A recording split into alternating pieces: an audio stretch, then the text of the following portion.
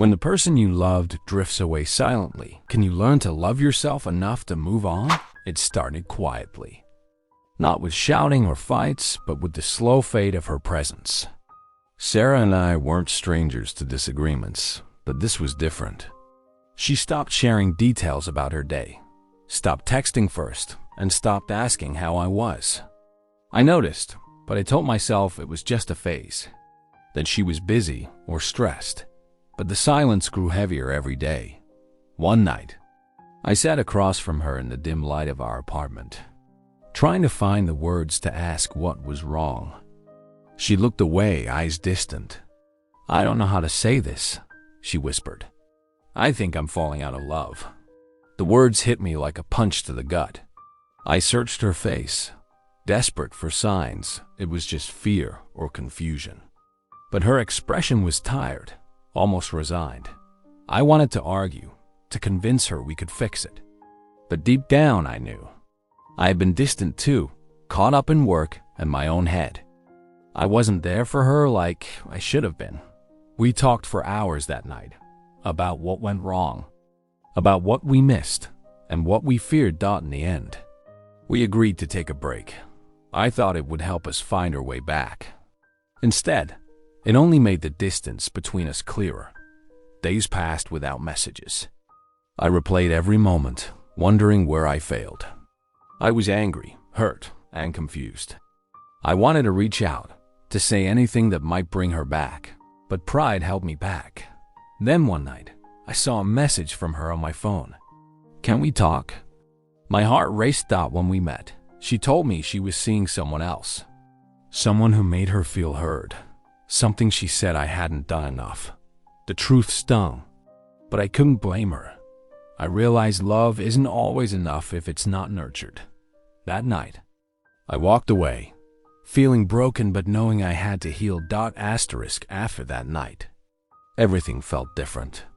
The silence between us wasn't just distance. It was a final curtain closing on something we once believed would last forever. I moved out of the apartment the next week. Packing her things felt like packing away my own memories. Every shirt, every book, every little thing reminded me of what was lost. The first days alone were brutal. I kept checking my phone, hoping for a message, a call, something to tell me this was all a mistake. But nothing came. The silence was deafening. I started drowning myself in work. Long hours, late nights, meetings after meetings. It was easier to bury my feelings under spreadsheets than face them head on. But no matter how busy I got, the ache followed me everywhere. One night, I was scrolling aimlessly on social media and saw a photo of her with him. She looked happy, carefree, exactly the way I wish she'd looked with me in those final months. That image hit me hard. Jealousy, sadness, and a weird sense of failure all tangled inside. I hated that feeling, but I couldn't stop thinking about it. Why didn't I fight harder? Why didn't I listen better? Did I really love her enough, or was I just comfortable with her being there? I couldn't answer those questions without being honest with myself, so I started writing. I bought a notebook and scribbled everything. My regrets, my hopes, my fears. It wasn't poetry or anything fancy. Just raw thoughts, like talking to someone who wouldn't judge me. That exercise helped.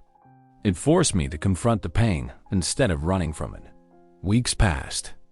Slowly, I began to reconnect with parts of myself I'd ignored during the relationship. I remembered my love for music, for running, for cooking. I started cooking more. I took long runs through the city at night when the streets were empty and the air was cool. I found peace in those moments. I even reconnected with old friends I'd drifted from. I realized I had been isolating myself without realizing it. But even as I built this new version of myself, there was a part that ached to hear her voice again. To know if she missed me, or if I was truly gone from her life. Then, out of nowhere, she called. My heart jumped. We talked for hours. Not about us, not about the past. Just two people trying to make sense of where they were now. She told me she was sorry for the pain she caused. I told her I was sorry too, for not being the man she needed. Neither of us wanted to get back together, but the conversation reminded me that endings don't erase history. They just change the way it's remembered. After we hung up, I felt a strange mix of relief and sadness. Relief because we had closure. Sadness because closure also means goodbye. That night, I dreamed about her. Not the angry, painful memories, but peaceful moments. Laughing, sharing coffee, watching sunsets.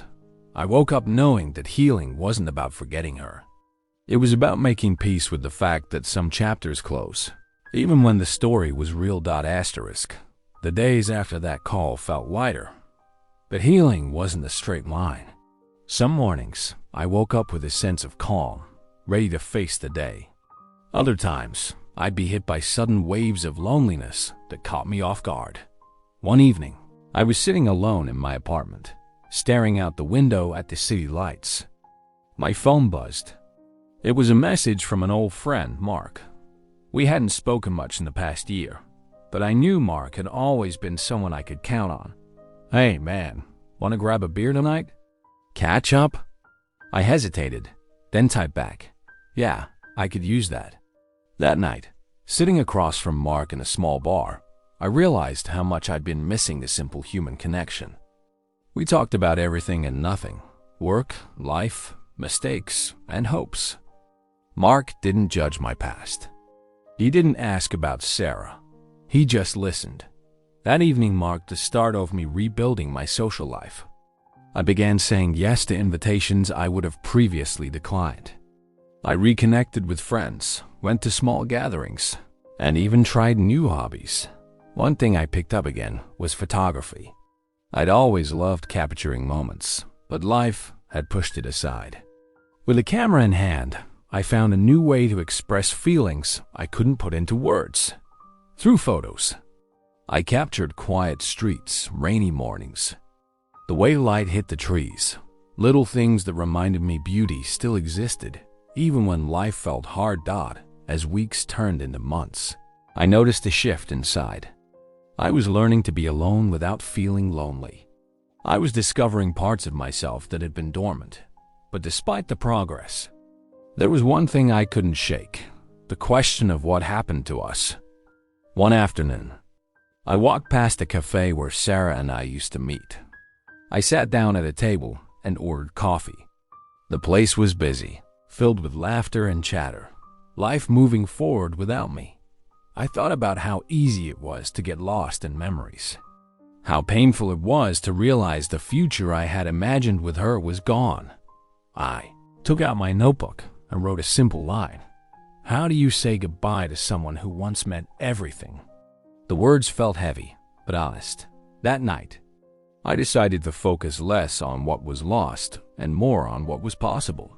I promised myself to live with intention, to open my heart when it was ready, and to not let fear dictate my actions. Then, one evening, I received an unexpected message. It was from someone I barely knew, a mutual friend from a party months ago. She said she had been following my story from afar and wanted to talk. I wasn't sure what to expect, but something told me to listen. Asterisk. I wasn't expecting much when I replied to her message. Just polite conversation, maybe some casual catching up. But what unfolded surprised me. Her name was Emma. We had met briefly at a friend's party months ago, exchanged a few words, but never really talked. Her message was simple, but kind. She said she admired the way I handled everything, that my honesty and strength stood out. At first, I was skeptical. After everything I'd been through, the idea of opening up to someone new felt risky. But something about Emma felt different, not desperate or clingy, just genuine. We started messaging regularly. Our conversations were light at first. Favorite movies, music, weekend plans, but gradually became deeper. She listened without judgment, and I felt comfortable sharing things I'd kept locked inside. One night, she asked me what I was afraid of. I paused, thinking how to answer without sounding weak. I'm afraid of getting close again and losing myself. I finally typed, I don't want to repeat the mistakes I made before. Emma replied with something that hit me hard. That's not weakness. That's growth. Her words stuck with me over the next weeks. We met a few times in quiet cafes and parks. There was no rush, no pressure. Just two people learning how to trust again. What struck me was how easy it felt to be myself around her.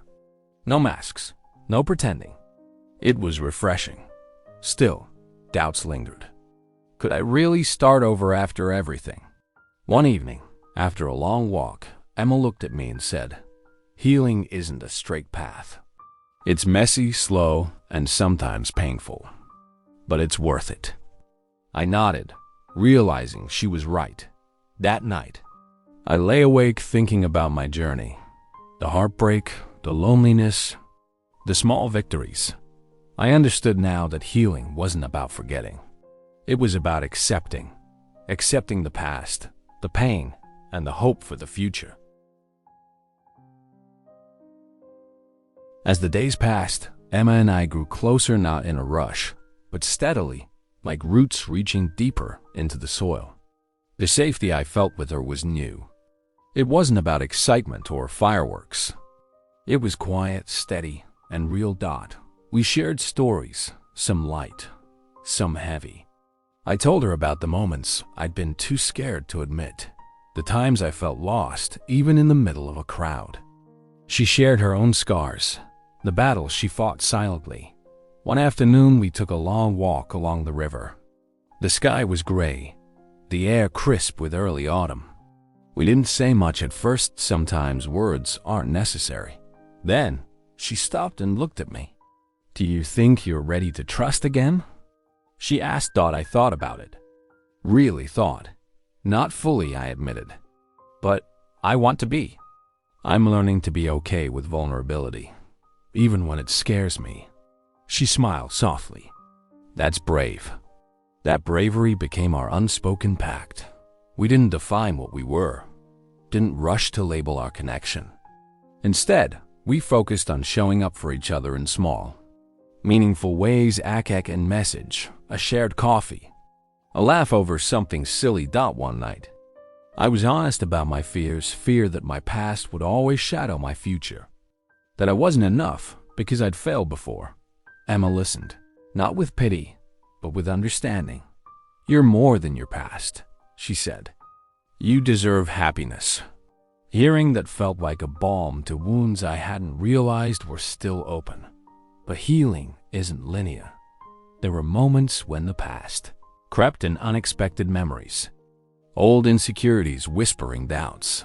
One evening, I found myself overthinking a simple delay in her reply. My heart raced, doubts flared. I wanted to pull away before getting hurt. I shared those feelings with her, raw and unfiltered. She didn't judge or dismiss. Instead, she reassured me patiently and kindly. That moment, I realized, was a turning point, not because my fears disappeared, but because I no longer felt alone facing them. We were building something different, rooted in honesty and compassion. Still, the question lingered in my mind. Was I truly ready to open my heart again? One night, after a long day, I found myself looking at an old photo of Sarah and me. No bitterness, just memories. I whispered to myself, "I'm ready." I still remember the night Emma and I had our first real talk about the future. It wasn't a grand declaration or a sudden leap. It was a quiet conversation over cups of lukewarm coffee in her small kitchen. She asked me what I imagined my life would look like a year from now. I hesitated because I hadn't let myself think that far ahead in a long time. The breakup with Sarah had left everything feeling uncertain, like the ground beneath me was shaky. But with Emma, it felt different, safer. I told her I wanted stability, not just in a relationship, but in myself. I wanted to be someone who could show up, who could be trusted, who could love without fear of breaking. She nodded, her eyes kind. That's the kind of future worth working toward. That moment marked a shift inside me. For the first time in a long time, I allowed myself to hope. We didn't rush into defining what we had. No labels, no pressure. Just honest conversations and steady moments of connection. But life has a way of testing you when you least expect it. A few weeks later, I got a call from Sarah. Hearing her voice stirred up a swirl of emotions, nostalgia, regret, and an old ache I thought I'd buried. She told me she was struggling, dealing with things I hadn't known about. She said she regretted how things ended, wished we could have been better to each other. I listened. There was no anger, no blame. Just two people acknowledging that sometimes love isn't enough. After the call, I sat alone for hours, thinking about how far I'd come and how much further I still had to go. That night, I texted Emma. I told her about the call and how it made me feel. She didn't judge me. Instead, she offered support, reminding me that healing is messy and that it's okay to feel conflicted. That conversation deepened our bond. I realized I didn't have to erase my past to build a future. I just had to carry the lessons with me and keep moving forward. As the months passed, Emma and I grew closer. We shared more laughs, more vulnerabilities. We celebrated small victories and comforted each other through setbacks. One evening, as we watched the city lights flicker from her balcony, she took my hand and said, "I'm glad we're doing this slowly, honestly, without pretending." I squeezed her hand, feeling grateful for the chance to love again, not perfectly, but genuinely. The months with Emma passed in a blur of moments that felt both ordinary and extraordinary. We didn't need grand gestures. Our connection was built on trust, honesty, and the quiet understanding that healing takes time. One evening, while sitting on her couch watching an old movie neither of us had seen before, I felt a calm I hadn't known in years. It wasn't perfect, but it was real. That moment made me realize I was ready to stop looking back and start fully living forward. I told Emma about my fears, the ones I'd carried like heavy luggage. The fear of being hurt again, the fear of losing myself, the fear that I wasn't enough. She listened without interrupting, holding space for my vulnerability. "You don't have to be perfect," she said softly. "You just have to be you. That's enough." Her words stayed with me long after the night ended. We didn't rush to label our relationship. Instead, we let it grow naturally, like a plant watered carefully. I found myself wanting to be better, not for anyone else, but for myself and for what we were building. The past still whispered sometimes. Memories of Sarah, mistakes made, lessons learned. But those whispers no longer controlled me.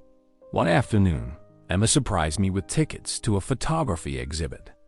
She remembered my love for capturing moments and wanted to share that part of my world.